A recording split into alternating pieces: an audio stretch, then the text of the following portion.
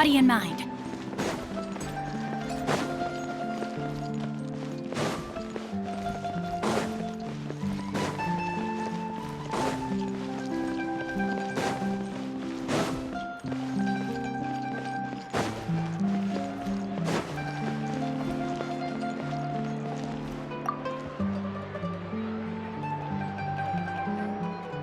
Welcome to LeChaux's Clockwork Workshop. How can I help you?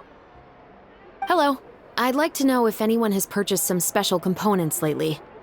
Special components? Sorry, could you be more specific? I mean the kind of components that aren't typically used for clockwork toys, but for firearms. Huh? For firearms? No, we don't sell those sort of things here.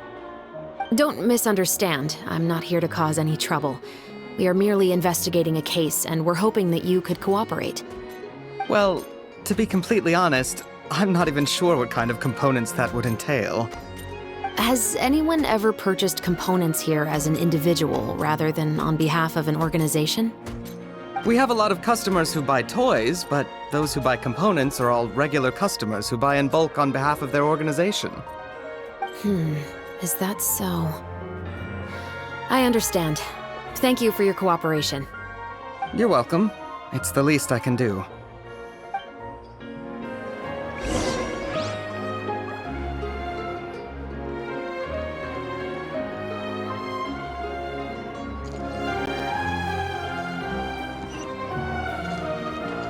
Time to act.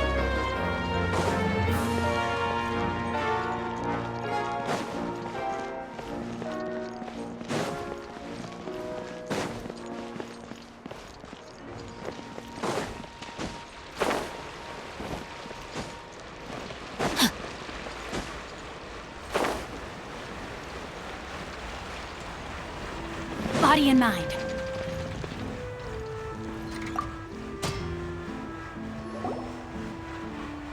Oh, hey, Chevris. Run out of oil for your musket again? Hello, Estelle. I want to know if anyone has come to your shop recently to order some firearm components. Oh, is this another case? Let me think. I don't think so.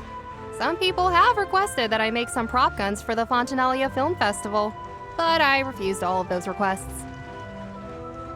Oh? Why's that? Because there's no profit! I only make things here that can do some real heavy lifting. I don't have the energy to make some new molds just for the festival. Then has anybody come specifically looking for mechanical components?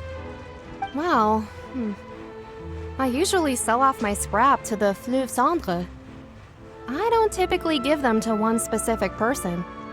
I understand. Thanks for your cooperation. Don't mention it. Always happy to have the Musketeers' patronage. Seems like we haven't found any leads to go off yet. Yeah, unfortunately. All right, let's head to Fleuve Cendre next. Huh? Are you sure? People might not be so thrilled to see the captain of the special patrol there. You think so, huh? Then I guess you don't know. Huh? Know what? That I grew up in Fleuve Cendre.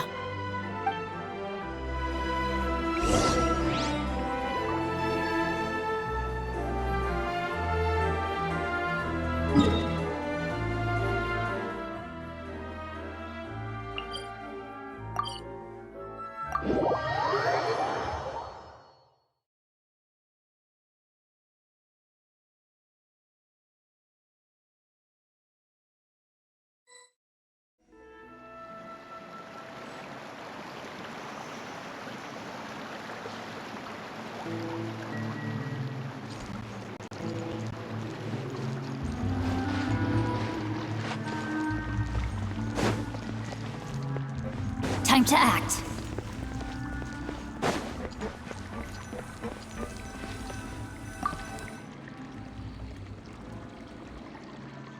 What's all this? Some broken planks and barrels, as well as some liquor bottles? Yes, but have a closer look, Paimon. Hmm? Even though somebody has purposefully tried to clean them up, These are obviously marks from musket bullets. In other words, someone was here trying to improve their shot. They were using the barrels and bottles for target practice. Could it have been the killer? Your guess is as good as mine. Although many people at Fleuve Cendres own guns, few hide the fact from others. And even fewer would go to such lengths to hide markings from practice shots. Anyway, let's go. There might be more to this.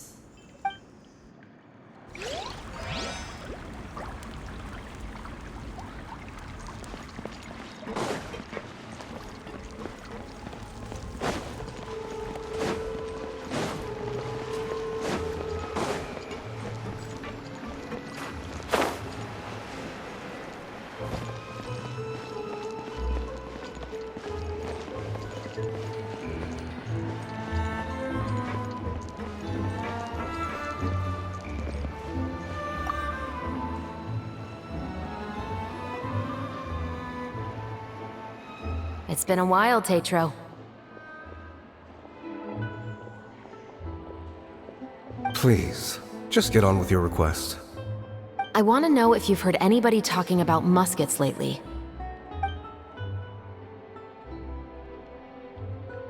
Information isn't free, you know. I've heard that bandits have been extremely active in the countryside recently, and they've been affecting the delivery of goods to Poisson. I can allocate some more manpower to help out with that problem. What do you say? You're still as helpful as ever. One of our men got drunk at dinner about a month ago and lost his gun. 3 days later, it turned up in the corner here. What's weird about that? He just forgot where he put it, right? This is Fleuve Cendres, my friend. Anything of value left in the tavern won't ever make it to the next day. But that gun turned out to be an exception. It didn't get any new wear and tear on it, and didn't even appear to have been fired. We were quite mystified as to what could have happened. I suspect it came back because the weapon was already known to the guards.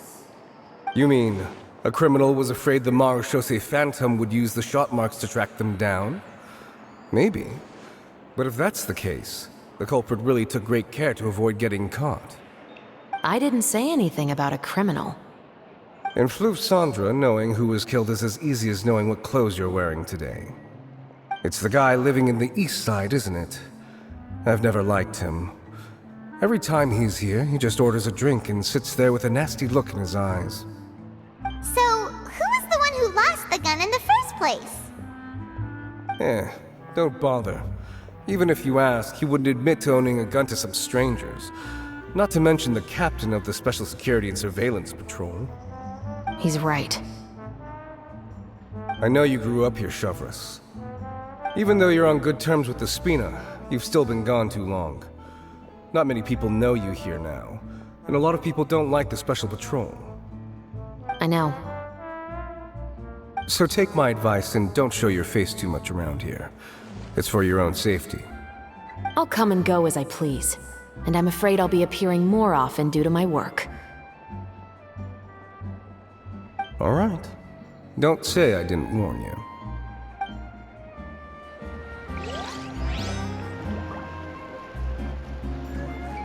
Those parts. Let's take it. So finally on the right path. Underground is way more fun than I thought.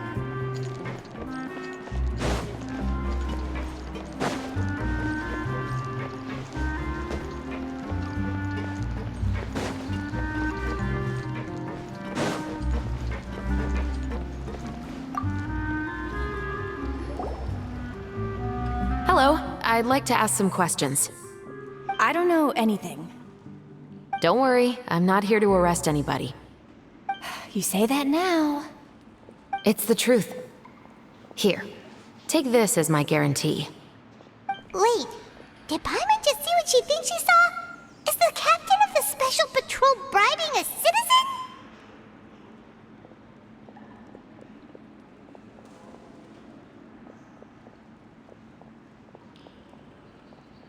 Seems you're different from the other guards. What do you want to know? Have you heard anything related to muskets in Fleuve Cendres lately? Anything at all? Muskets, huh? All I know is that about 2 weeks ago, we started hearing some loud noises at night. So loud that it's been waking me up. Were they gunshots? Possibly. It's hard to tell around here. Someone's house collapsing, a pipe exploding somewhere, it's all the same. But the noises I'm talking about definitely happened after I fell asleep. Do you know where the noises were coming from? I don't remember clearly. Is it that you don't remember, or that you need to think about it some more? You tell me. Then please, think about it some more. She's giving her even more Mora!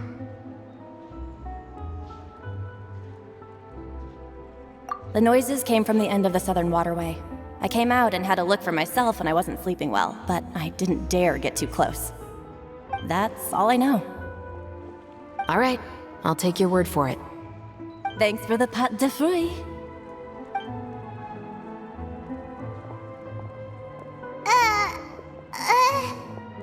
No need to be surprised. I grew up here, remember? I know how to get people around here to talk.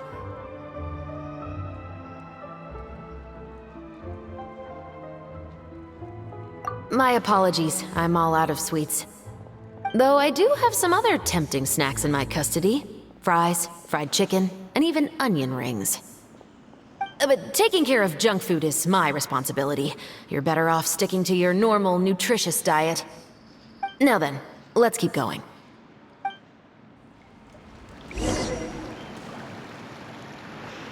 Seems like that's all we'll be able to uncover for today. Paimon feels like we managed to learn a lot more here than up on the surface. Yes. Assuming that everything we found is indeed connected to our suspect, then their timeline was probably something like this.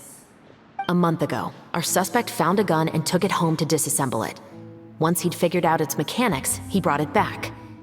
In the following weeks, he used some parts to create his own makeshift musket, and took it to the Fleuve Cendra for target practice.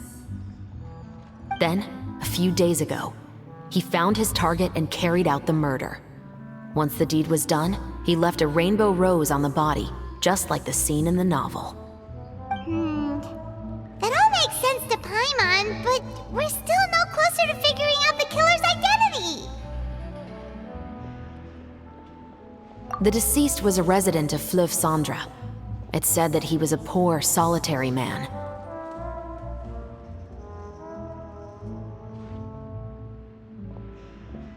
Yeah, that's also something I'm trying to figure out. If we are indeed following the novel, and there's a story behind the murder, then this murder should be an act of vengeance. But according to our investigation, the deceased didn't have any enemies. He was no saint, but no one's heard of a rival who hated him enough to shoot him dead, much less care to leave a rose on his body. What message is the killer trying to convey, and to whom exactly? We've thoroughly investigated that possibility. He claims to have spent the whole day at the Opera House on the day of the murder, and the staff there have confirmed his account. Okay, so he has an alibi. Not only that, he lacks a credible motive as well. He has a family of his own, and both of his parents are still alive. I've looked into his records. He was adopted at the age of 6, and all the proper procedures were followed. There are also records of him at an orphanage before then. In the story, the mother of the 2 musketeers was murdered after the children turned 10. Of course, he could have changed the children's ages, but I don't want to assume anything without evidence. More importantly, I've also had a chat with him in person. He didn't seem like the kind of person who would pull the trigger to kill a man. Then, what should we do now? We have all this new information, but it doesn't help us move forward. Investigations take time. I didn't expect us to catch the culprit in just a single day. How about this? Let's spend the next few days filming with the crew. We can continue the investigation once we're done with the film.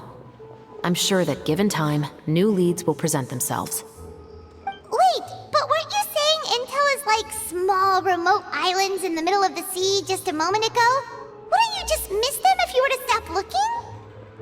Ah, but the book had more than one reference to the islands, Paimon. Oh? What else did it say then? As long as you spend enough time sailing through the fog, you'll eventually come across an island.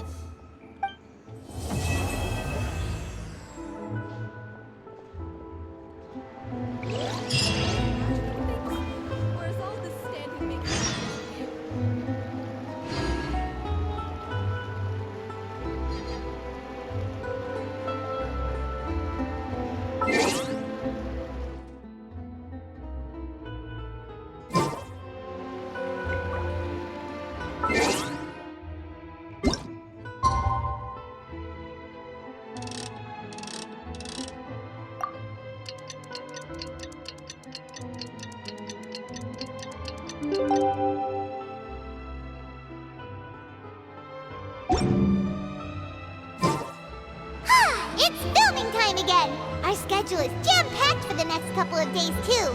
We've got so many different locations and sets to cover. Anyway, let's head out and meet up with the others.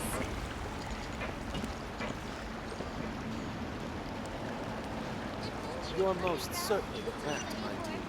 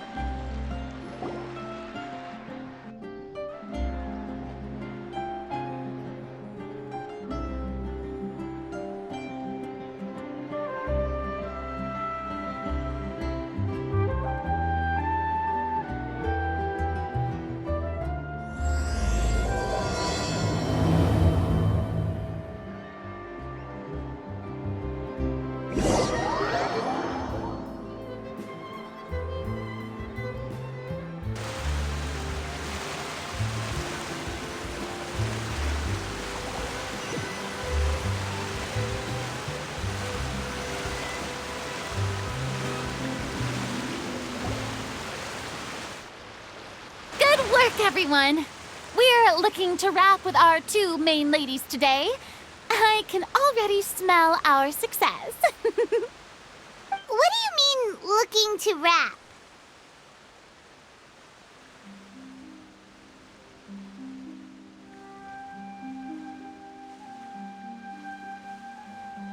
Oh, aren't you the expert now?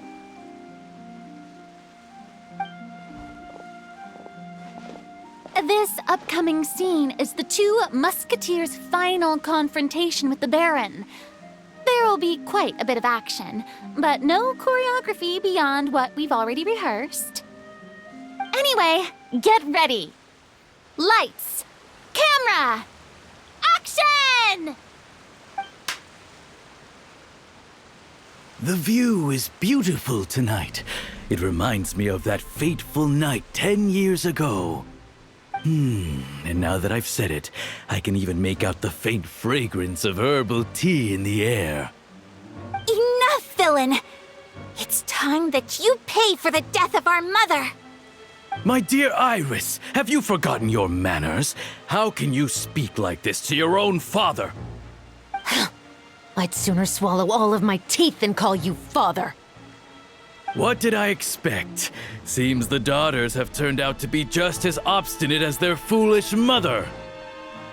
In this world, Mora and status is everything. She thought she could blackmail me using her children and force me to grant her recognition and concessions? Ah, how naive can a woman be? Mother never asked a single thing of you. All she wished was for us to live a peaceful life, just like the others. It was you who personally brewed the poison of prejudice and sent Mother to her death. Compared to that deadly poison, the 2 bullets that will soon pierce through your heart will be like sweet mercy. And that's exactly why I said you're just as naive as her. Did you really think 2 muskets would be enough to defeat me? So let's see. What is stronger? Mora and power, or the 2 muskets in your hands?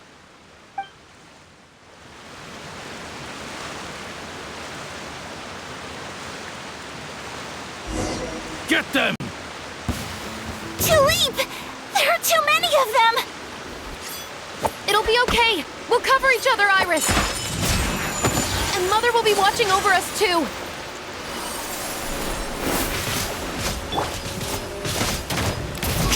Hands where I can see them!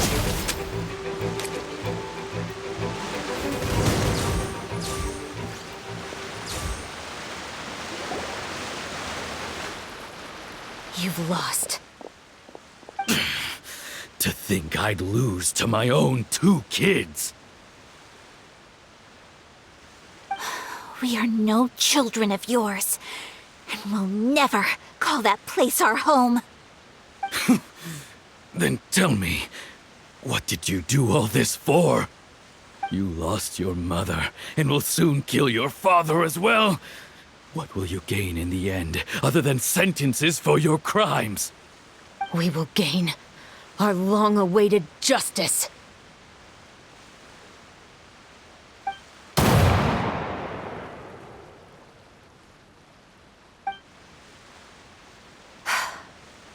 It's over. Finally, it's over.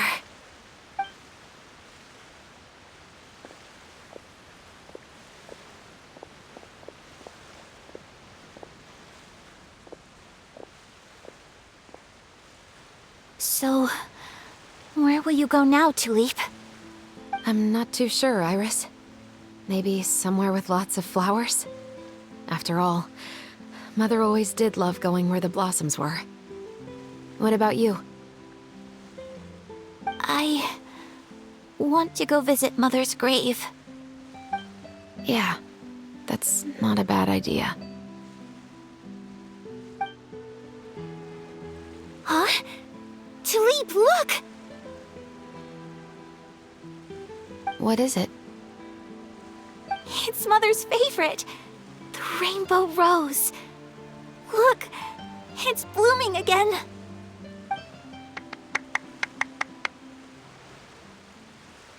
Excellent! That was beyond mesmerizing. Even I didn't expect this scene to go so well. And we got it in a single take. All right, everyone. We've got a wrap for Tulip and Iris. Congratulations, Ayaka and Chevres!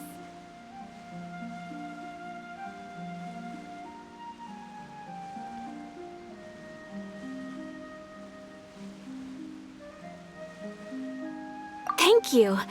I didn't expect our parts to wrap so quickly. I wish I could savor the experience for just a bit longer. Paimon totally understands. Paimon's not ready to say goodbye to the clapperboard either. Filming has really been a lot of fun. You were great too, Chevres. The way you said, long-awaited justice. It gave Paimon chills. That is indeed my favorite line in the whole book. I still remember trying to act it out in my room the first few times I read it. Whoa, Paimon would have never guessed you're that type. Who doesn't like stories where the guilty are punished and justice prevails over evil? Don't forget, I'm the captain of the Special Security and Surveillance Patrol. Captain, I have something urgent to report. Please excuse me, everyone. I'll be back in just a moment. It's okay, don't worry about us.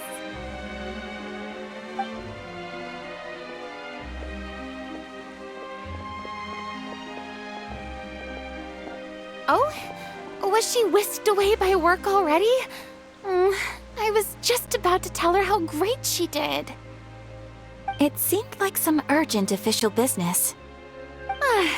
Then perhaps we should thank the stars that we were able to wrap both of your parts so quickly today. Switching around the filming schedule would have been a real pain. Anyway, I actually came over to let everyone know that we're all done for today. You can go home and get some rest. And one last thing, Miss Ayaka. Your acting skills today were immaculate as always. Are you sure you won't consider taking up full-time acting? See, I just happen to know this great troupe that's still looking for a lead actress. Thank you for your kind words, Director Farina. Unfortunately, there are still many matters that I have to take care of back home at the Yashiro Commission. I cannot remain in Fontaine to pursue an acting career. Nevertheless, I will make sure to treasure this incredible opportunity in my heart. Oh, that's a shame, but I understand. Just let me know if you ever change your mind. I believe it's also about time for me to take my leave. But hopefully I'll see you on set over the next few days. Even though my part's wrapped, I'd still like to swing by and help out the crew. See you tomorrow, Traveler and Paimon. Yep, see you tomorrow! Well, what should we do next? Maybe we'll go investigate the case some more with Chevres today. Traveler, Paimon, please come with me. Huh? Where are we going? You could say that our ship has finally chanced upon one of those small, remote islands of intel.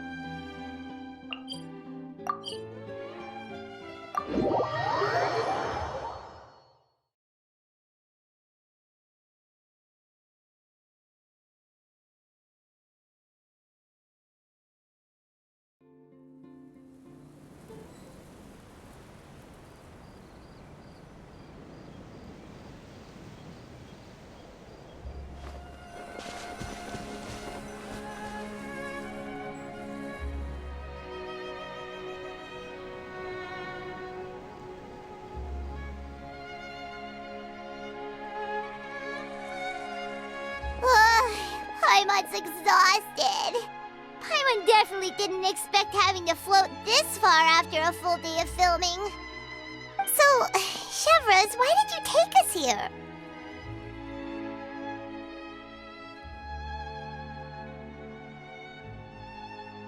Affirmative. It wasn't anything conclusive, but it should show us a clear way forward. Have you ever heard of someone by the name of Emily? Oh, you mean that famous perfumer? She's a good friend of mine. She's lent me her aid several times in the past to resolve some difficult cases. After I discovered the rainbow rose at the scene of the murder, I sent it to her. After all, she's probably the foremost expert on flowers and scents in all of Fontaine. And then? There was nothing remarkable about the flower or the trace amounts of soil left on it. But according to Emily, the rainbow rose left by the killer was derived from a very rare cultivar. Huh. Paimon didn't know that there were different varieties of rainbow rose. Paimon just thought they grew everywhere in the wild. Flowers that are deliberately cultivated will always show some different features from those that bloom in the wild. We already knew that the rose left at the scene belonged to a special cultivar, but with Emily's expertise, we were able to pinpoint the place where it was first picked from. Oh, Paimon gets it now. So whoever first planted that rainbow rose was probably the killer! Precisely. And after we checked what we learned against some sales records from the past, we discovered that there's only one person in all of Fontaine who could grow and sell this specific cultivar. Really? And who is it? It's the novelist. But didn't you say he had an alibi? To be clear, I haven't changed my mind about him. I still don't think he was the one who pulled the trigger. However, that doesn't mean the true culprit never visited him at his home or never purchased a rainbow rose from his garden. Whatever the case, we will have to confirm a number of things with him. So you mean the next place we need to go is... Yes, we're going to pay him a visit at his home.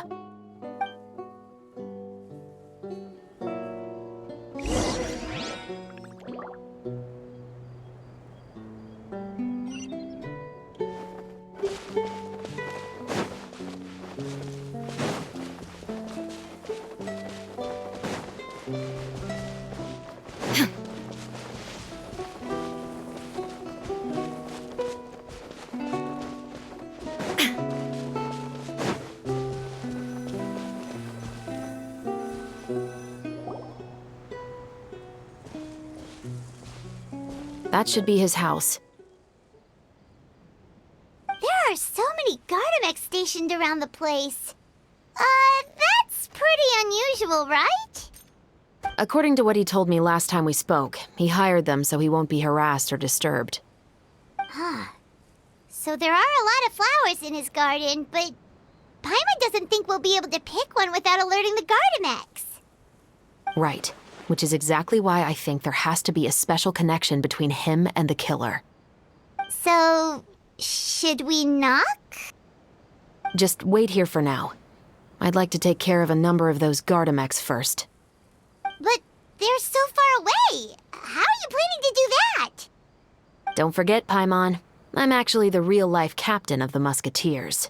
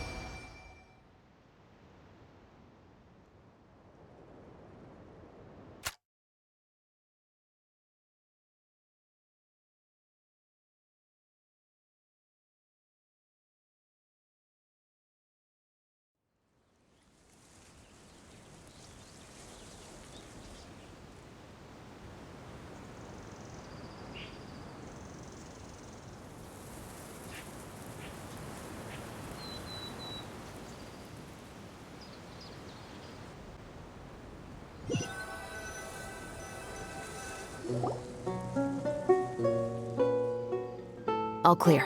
Let's go. Wait! Paimon's a little nervous now that we know he could be the killer. Can we go over our plan of action again? I'll go knock on the door and make sure it's safe inside. Once we're sure that we're in the clear, I'll ask him to come with us for a quick round of questioning at the guard's headquarters. But can't we just arrest him? We still have no evidence that he's the killer, or that he lent the killer any direct aid. Still, it would be appreciated if you could pick a rainbow rose from his garden for me while I'm talking to him. It'll help the Marachose Phantom confirm Emily's theory. Sure, no problem. Just be careful, Chevreuse.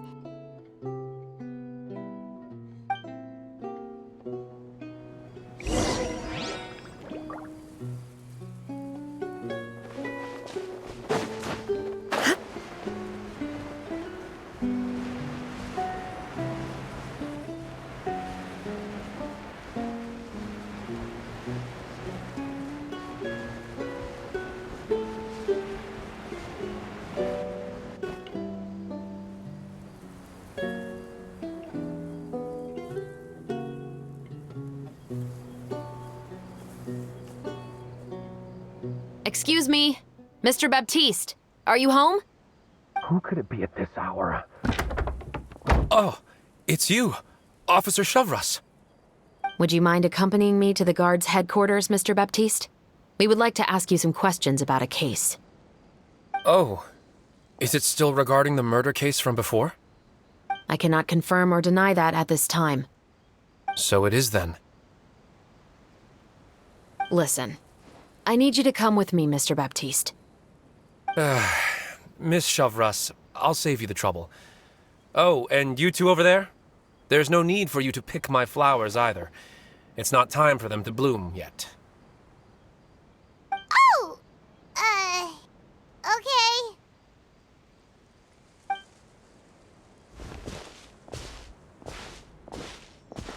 By saving me the trouble, you mean... I will confess. I was the killer. Huh? He just admitted he's guilty! Please relax, everyone. I'm not armed. The musket you're looking for has been buried in my backyard. Then it's my responsibility to inform you, Mr. Baptiste, that everything you say right now will be used as evidence for the inevitable trial. Yes, I am perfectly aware of that. I must say, I hate this feeling. Oh? Is it because I confessed? Or because you've been proven wrong? Both, I suppose.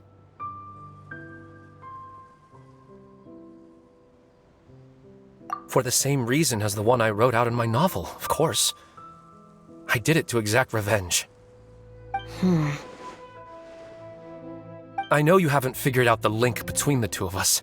Had you done so, I'd have been taken away to the headquarters a long time ago. But that won't stop me from always remembering his grotesque face. After all, he was the one who killed my mother. Your mother is still healthy and well. You know, I was adopted as a child. I was referring to my birth mother. That was never recorded in the orphanage's records. Please forgive a 6-year-old child for concocting some lies to protect himself after watching his mother die right in front of him.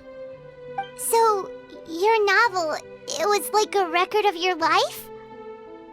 No, of course not. It was a work of fiction with many embellished parts. But I am indeed the illegitimate son of a wealthy and influential man who abused his power to murder my mother. That part was 100% real. But the man you killed didn't have a Mora to his name. He was a hired assassin, an irredeemable beast who sank his fangs into a defenseless woman just for a few bags of Mora. But if that's really the truth, you wouldn't be telling us any of this now. You still haven't managed to take revenge against your father, the true mastermind behind it all. I never thought I'd hear that kind of thing from the captain of the Special Security and Surveillance Patrol. I'm simply skeptical about your motives.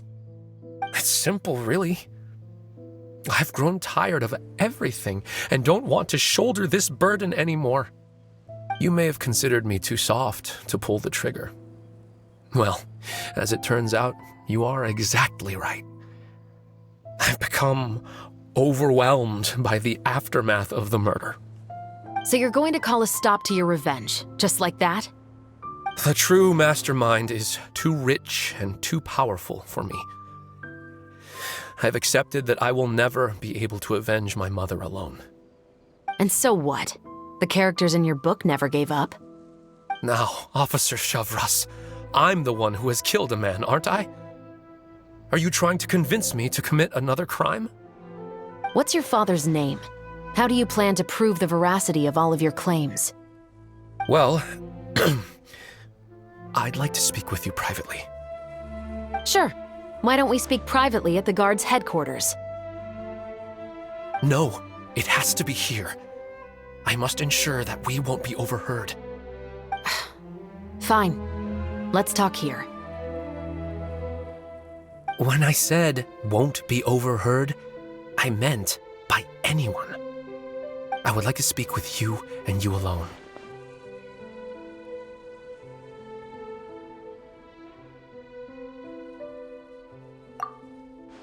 Thanks. I appreciate it.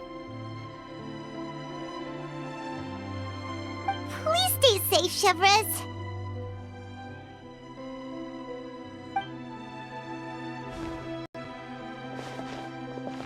All right. Let's hear it. Will you really believe what I'm about to say? Well, that depends on what you're going to tell me. Fair enough. Fair enough. Then listen closely.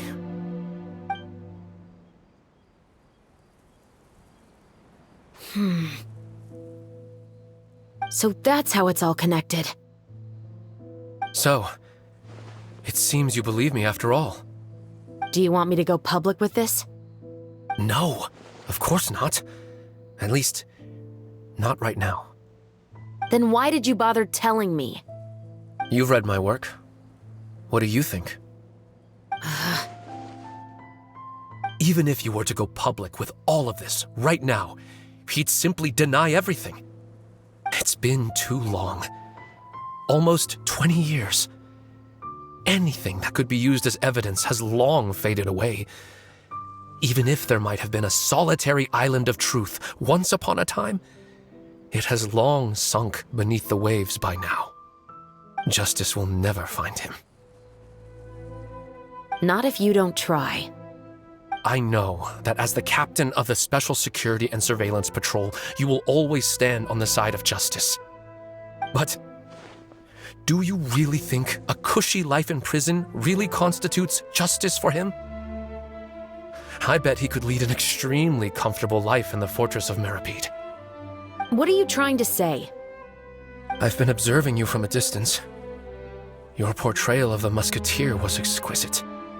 Pull the trigger of justice against him. Let the villain get what he deserves. You want me to let you go so you may complete your revenge? No, Officer Chavras. I know that would be impossible. No. What I'd like is for you to perform the deed on my behalf. Oh, Shivra sure is taking her time.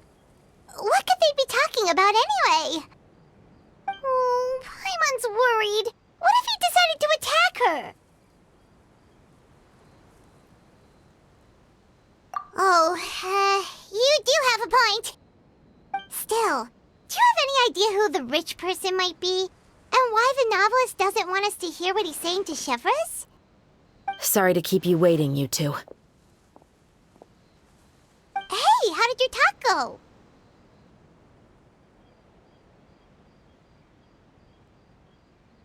I've already sent someone to escort Baptiste back to the headquarters for questioning. He wasn't lying about the musket. It was indeed buried in his backyard. But what about the name? Did he tell you the name of the rich guy? Yes, he did. But for now, I have to return to the Special Patrol. There are still a few loose ends I need to tie up.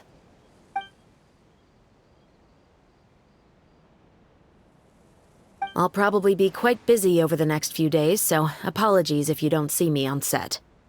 All right, Paimon understands if you can't tell us everything you know. We'll just keep an eye on the Steambird then. Actually, there's still something else I need your help with.